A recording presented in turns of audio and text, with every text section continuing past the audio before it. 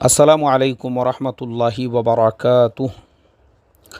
मोहतरम भाइयों, बुज़ुर्गों, दोस्तों, इज़राइल और फ़लस्तीन के उन्वान पर जितने भी मेरे असबाक़ हैं और अब तक के जितने भी मेरे बयानात हैं, मेरी कोशिश यही है आप तमाम लोगों को एजुकेटेड बनाना, आप तमाम लोगों को ख्वाब व ख़यालात की दुनिया से, मैजिकल दुनिया से बाहर निकाल के जो हकीकी दुनिया है, प्रैक्टिकल लाइफ है, लॉजिकल लाइफ है, उसके अंदर लेकर आना, यही मेरा मकसद है और इसी मिशन को मैं लेकर चल रहा हूँ। अब इसी मिशन में एक चीज़ और ऐड हो गई है, मैं थोड़ा सा उसका ख़ुलासा कर दूँ कि अक्सर मेरे बयानों के नीचे मैं ये देख रहा हूँ कि बाज़ लोगों का कहना ये है कि भाई ये 57 मुस्लिम मुल्क क्या कर रहे हैं, 57 मुस्लिम मुल्क क्या कर रहे हैं, सऊदी ने मुसलमानों के लिए क्या किया, सऊदी तो यहूदियों का एजेंट है।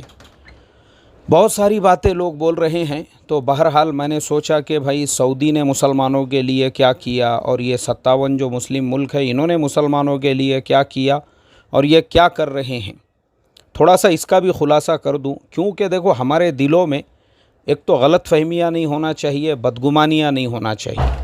और मेरी कोशिश यही है आप लोगों को बार बार यही समझाने सिखाने की कि देखो, एजुकेटेड बनो, एजुकेटेड, हवाई फायरिंग नहीं, हवाई फायरिंग नहीं, हवाई फायरिंग को कोई जगह नहीं। जैसा मैं देख रहा हूँ कि बहुत सारे लोग मुझे भी बयानों के लिंक भेज रहे हैं और उनका तकाज़ा ये है कि मैं इसका बयान सुनूँ, उसका बयान सुनूँ। देखो, मैं बयानों के ऊपर भरोसा नहीं करता हूँ, मैं ख़ुद रिसर्च करता हूँ, तहक़ीक़ करता हूँ। जो चीज़ और जिसका रिसोर्स जहाँ पे है, जो बात जहाँ से रिलेटेड है, 10 जगह से मैं उसकी तहक़ीक़ करता हूँ, अलग अलग रिसोर्सेस से, कि वाकई में भी ये चीज़ ऑथेंटिक है या ऐसा ही है या नहीं है। बहरहाल अब जो मसला हमारे सामने आया हुआ है कि हमारी कोई तहक़ीक़ नहीं है, हमारा कोई रिसर्च नहीं है कि 57 मुस्लिम मुल्कों ने या सऊदी ने मुसलमानों के लिए क्या किया। बग़ैर तहक़ीक़ के, बग़ैर रिसर्च के बस सऊदी को यहूदियों का एजेंट कहा जा रहा है, यहूदियों का ग़ुलाम कहा जा रहा है। इसी तरह से दीगर मुस्लिम ममालिक के ऊपर कीचड़ उछाले जा रहे हैं और बहुत सारे मुस्लिम कायदीन ऐसे हैं बेचारे जिनकी खिदमत पता भी नहीं है हमको, उनको बुरा भला कहा जा रहा है। तो मैंने ये सोचा कि थोड़ा सा आप लोगों की ये भी गलत फहमी दूर कर दूं। क्योंकि देखो, मेरे तमाम असबाक़ का ख़ुलासा यही है, मैं आप लोगों को यही बताना चाह रहा हूँ, यहूदियों की ये बहुत बड़ी पॉलिसी है, मुसलमानों को तोड़ो, तोड़ो मुसलमानों को। क्योंकि उनके अतराफ़ में जितने भी मुस्लिम ममालिक है, अगर इनको आराम से रहना है तो मुसलमानों को तोड़ो। इसीलिए उन्होंने हर मुल्क में लड़ाई झगड़े लगा के रखे हुए हैं। मुसलमानों की हर बड़ी तहरीक, हर बड़ी तंजीम को तोड़ने में सबसे बड़ा जो हाथ है वो यहूदियों का ही है। क्योंकि उनको मालूम है मुसलमानों की कोई तंजीम भी अगर यूनाइटेड रहेगी, मुत्तहिद रहेगी, तो हम कुछ नहीं कर सकते। तो मुसलमानों पे हुकूमत करने का एक आसान तरीका है, इनको झगड़े लगाओ आपस में, इनके आपस में ही झगड़े लगाओ, तोड़ो इनके तंजीमों को तोड़ो, इनकी तहरीमों को तोड़ो, तहरीकों को तोड़ो, इनके दो दो टुकड़े करो।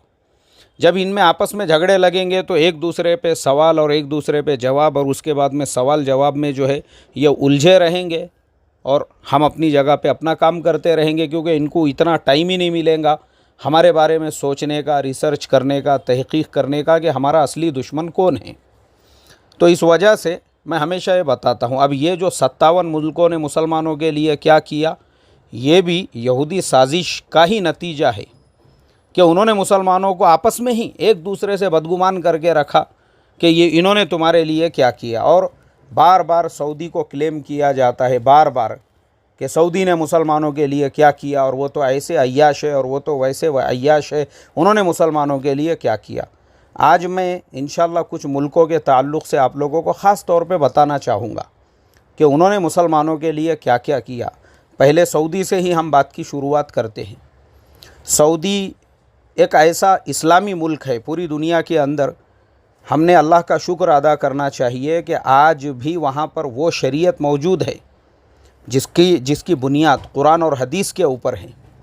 हमने शुक्र करना चाहिए कि हमारा मज़हब आज भी 1450 साल के बाद में भी अल्हम्दुलिल्लाह कुरान के क़वानीन, शरई क़वानीन उस पूरे मुल्क के अंदर नाफिज़ है। और वह एक ऐसा वाहिद मुल्क है, अल्लाह ने वहाँ की गवर्नमेंट के ज़रिए से हरमैन शरीफ़ैन की हिफाजत की, वरना वो गवर्नमेंट नहीं होती थी। क्या मालूम क्या है हमको, हमको ग्लोबल पॉलिटिक्स क्या मालूम है। फर्स्ट वर्ल्ड वॉर में खिलाफत उस्मानिया ने जो जर्मनी का साथ दिया और ब्रिटेन यानी ब्रिटिश एम्पायर ने खिलाफत उस्मानिया से रिक्वेस्ट की, दरख्वास्त की कि देखो हमारा साथ दो, हम तुम्हारी पूरी खिलाफत को बाकी रखेंगे, लेकिन उन्होंने जर्मनी का साथ दिए। तो मैं जो शेर कहता हूँ ना कि लम्हों ने ख़ता की थी, तो वो लम्हे की ख़ता है, वो एक लम्हे की ख़ता जिसकी सज़ा आज तक हम भुगतते आ रहे हैं। वो लम्हे की ख़ता जब हो गई और इन्होंने जर्मनी का जब साथ दिया और ब्रिटिश एम्पायर को कामयाबी मिल गई, टुकड़े टुकड़े कर दिए उन्होंने पूरी खिलाफत उस्मानिया के। तो यही वो सऊदी गवर्नमेंट है, यही वो सऊदी गवर्नमेंट है जिस सऊदी गवर्नमेंट ने हरमैन शरीफैन की हिफाजत की, ब्रिटिश एम्पायर से हम हरमैन शरीफैन को बचाया। और आज जो है, आज हमको इस बात के ऊपर हमने अल्लाह का शुक्र अदा करना चाहिए कि हमारे हरमैन शरीफैन महफूज है। 1450 साल के बाद में भी, 1450 साल के बाद में भी अल्लाह के नबी सल्लल्लाहु अलैहि वसल्लम की सरज़मीन पर उन्हीं का कानून चल रहा है। इस पे हमने अल्लाह का शुक्र अदा करना चाहिए।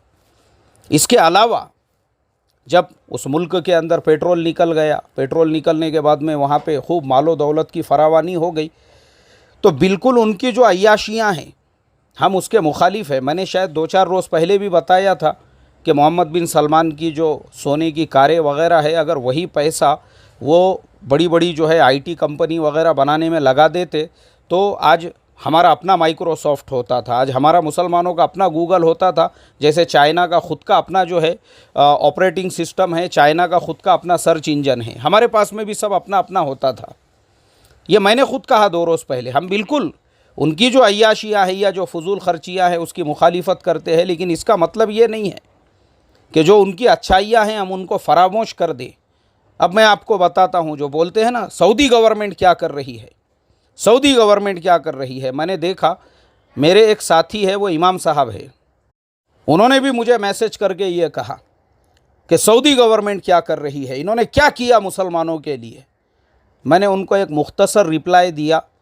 मैंने कहा, हज़रत जिस मस्जिद के आप इमाम व ख़तीब है उसकी मुकम्मल तामीर भी उसी सऊदी अरब के एक शेख ने की हुई है। थोड़ा सा अपनी मस्जिद के बाहर निकल के गेट के बाहर बोर्ड देख लीजिए तो ख़ुद आपकी गलत फहमी दूर हो जाएंगी। उन्हीं की तामीर करदा मस्जिद में आप इमामत कर रहे हो और फिर आप मेरे से सवाल कर रहे हैं सऊदी गवर्नमेंट ने मुसलमानों के लिए क्या किया। पूरी दुनिया के अंदर यही सऊदी गवर्नमेंट है और वही जो है अरब है जिन्होंने पूरी दुनिया के अंदर, पूरी दुनिया में लाखों नहीं करोड़ों मस्जिदों की तामीर की है अफ्रीका के मुल्कों में। इसके अलावा, मस्जिद की तामीर के अलावा कहीं पे कुआं खोदना है, कहीं पे जो है पानी का बोर मारना है, कहीं पे कोई इस तरीके का, यहाँ तक कि अभी कोविड-19 के पीरियड के अंदर हमारी गवर्नमेंट को जो ऑक्सीजन उन्होंने वहाँ से भेजा था, ऑक्सीजन के जो सिलेंडर्स या जो 80 मैट्रिक टन उन्होंने जो वहाँ से ऑक्सीजन भेजा था, सबसे पहले सऊदी अरब ही वो मुल्क था जिसने भारत की मदद के लिए आवाज़ लगाई और कहा कि सबसे पहले हम ही आपके पास ऑक्सीजन भेजेंगे, और उन्होंने वहाँ से ऑक्सीजन को रवाना किया। क्यों किया? क्योंकि हमारे मुल्क के ताल्लुकात भी अच्छे हैं सऊदी गवर्नमेंट से। भारत का जो टोटल इंटरनेशनल जो बिज़नेस है उसका तकरीबन 25% यानी हमारा 1/4 बिज़नेस वो सऊदी अरब से है। मोहम्मद बिन सलमान के, हमारे माननीय प्रधानमंत्री जी के साथ में बहुत अच्छे रिलेशंस हैं। जब हमारे माननीय प्रधानमंत्री जी लास्ट टाइम सऊदी गए थे तो हमारे प्रधानमंत्री जी ने कुछ कर्ज़ा था हमारे मुल्क के ऊपर, तो उन्होंने रिक्वेस्ट की, दरख्वास्त की। एक रिक्वेस्ट और दरख्वास्त के अंदर सऊदी गवर्नमेंट ने जितना भी बाकी था कर्ज़ा, वो तकरीबन कुछ 14,000 करोड़ का कर्ज़ा था, एक झटके में उसको माफ़ कर दिया। ठीक है, कोई मसला ही नहीं है, बोले जो आपका बाकी है पिछला उसको नील कर देते, अब नया हिसाब यहाँ से शुरू करेंगे। इसलिए कि हमारे मुल्क में जो तेल आता है, ऑयल आता है, इराक़ के बाद दूसरे नंबर पे सबसे ज़्यादा सऊदी से आता है। इसी तरह से जो गैस आती है वो सबसे ज़्यादा ईरान से आती है। और ईरान की हेल्प इंडिया को ये है कि ईरान वो मुल्क है जिसने कहा कि आपको डॉलर में पेमेंट करने की ज़रूरत नहीं है, आप हमको जो है इंडियन रुपीज़ में भी कर सकते हो, कोई प्रॉब्लम नहीं है।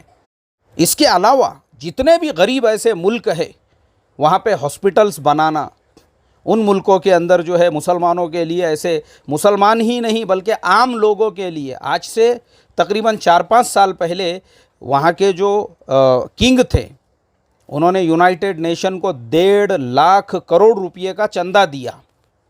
1.5 लाख करोड़ का चंदा क्यों दिया यूनाइटेड नेशन को? इसलिए कि दुनिया की बाकी कौमों को, बाकी समाज को, बाकी मज़हबों को भी ये मालूम हो कि भाई हम सिर्फ हमारे लोगों के लिए नहीं बल्कि इंसानियत के लिए, मानवता के लिए भी काम कर रहे हैं। आप अपने हिसाब से उसको खर्चा करो। 1.5 लाख करोड़ रुपये उन्होंने उनको चंदा दिए। आप मुझे बताओ, इतने सारे वो खैर के काम कर रहे हैं और फिर हम बोलते हैं कि सऊदी ने हमारे लिए क्या किया, 57 मुल्कों ने हमारे लिए क्या किया। अरे अल्लाह हिफाजत फरमाए यार, नाशुक्री हमने नहीं करना चाहिए। हमको पता होना चाहिए वो सऊदी गवर्नमेंट का जो वहाँ पे हज के मौके पर भी 40 से 50 लाख हाजी होते हैं, उन हाजियों का जो कुर्बानी का गोश्त होता है, वहाँ की गवर्नमेंट पूरी अपनी ज़िम्मेदारी, अपनी रिस्पॉन्सिबिलिटी से वो सारे गोश्त के बाज़ाब्ता डब्बे बनाए जाते हैं, उसको पैक किया जाता है और गरीब मुल्कों के अंदर उनको भेजा जाता है। क्या वो गवर्नमेंट ये काम गलत कर रही है? अल्लाह हिफाजत फरमाए मेरे मोहतरम दोस्तों, हमको पता होना चाहिए ये सब बातें। इसके अलावा और बाकी जो दूसरे अरब मुल्क है, अतराफ़ के जो सारे अरब मुल्क है, अभी कतर भी हमारे प्रधानमंत्री जी गए थे, वहाँ की भी गवर्नमेंट से उन्होंने रिक्वेस्ट की कि पुराना जो कर्ज़ा है माफ़ करो। एक झटके के अंदर वहाँ के भी जो बादशाह है, उन्होंने एक झटके में इंडिया के कर्ज़े को माफ़ कर दिया। ये बातें पता होना चाहिए। और अच्छा चलो आप बोलेंगे इससे हमारा क्या फ़ायदा है, लेकिन आपके लिए भी। आप देखो दुनिया के ऐसे कई मुल्क है जो गरीब मुल्क है, गरीब से गरीब तरीन मुल्क है, वैसे मुल्कों में खाने का इंतज़ाम करना, वैसे मुल्कों में पानी का इंतज़ाम करना, ऐसे बहुत सारे फलाही काम वो उम्मत के लिए कर रहे हैं, हमको पता ही नहीं है। अल्लाह हिफाजत फरमाए। और मैं आपको बता दूं भारत के जैसे मुल्कों में भी हम जो इतने अमन से, आराम से, सुकून से, इत्मीनान से है, वो इसी वजह से है कि हमारे मुल्क के डिप्लोमेटिक रिलेशंस सब मुस्लिम मुल्कों के साथ में हैं।